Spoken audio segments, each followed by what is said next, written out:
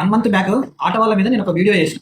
ఆ వీడియో ఎంత వైరల్ అయిందంటే దగ్గర దగ్గర 4 లక్షల పైన చూసేది. ఇంకా అది పోతా ఉంది వీడియో.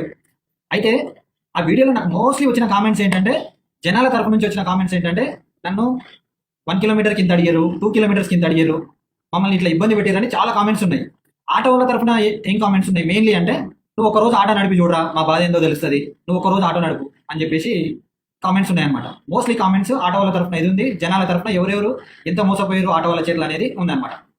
ఓకే, ఆటో వాళ్ళ వల్ల జనాలు ఇబ్బంది పడ్డరా, ఆటో వాళ్ళకు ఇబ్బందులు ఉన్నాయనే విషయం పక్కన పెడితే, ప్రజెంట్ కొత్తగా జరిగే విషయం ఏంటంటే, వాళ్ళకి ఓలా ఊబర్ నుంచి ఎక్కువ కమిషన్లు రావట్లేదని చెప్పేసి ఆటో బుక్ అవ్వగానే మీరు ఎక్కడికి వెళ్ళాలి, క్యాష్ ఇస్తున్నారా, లేకపోతే మీరు క్యాన్సిల్ చేసుకోండి, అదే పేమెంట్కి మేము తీసుకెళ్తాము అని చెప్పేసి ఇట్లాంటి క్వశ్చన్స్ అడుగుతున్నారు.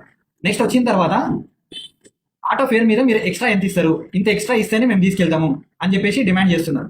నెక్స్ట్ ఇంకోటి ఏంటంటే, వాళ్ళకి ఫేర్ నచ్చకపోయినా, లేకపోతే వాళ్ళు వెళ్ళే రూట్ నచ్చకపోయినా ఆ రూట్ని క్యాన్సిల్ చేస్తున్నారు. వాళ్ళంతకు వాళ్ళు క్యాన్సిల్ చేస్తే ఓకే, కస్టమర్లు ఎవరైతే బుక్ చేసుకున్నారో వాళ్ళు మాత్రం అస్సలు క్యాన్సిల్ చేయకండి. అలా క్యాన్సిల్ చేయడం వల్ల ఏమవుతుందంటే, నెక్స్ట్ మీరు రైడ్ బుక్ చేసుకున్నప్పుడు ఆ ఫైన్ మీకు పడుతుంది. వాళ్ళకి నచ్చకపోతే వాళ్ళు క్యాన్సిల్ చేసుకొని ఏమైనా చేసుకొని, అది ఆటో వాళ్ళ రైట్, అతని ఇష్టం.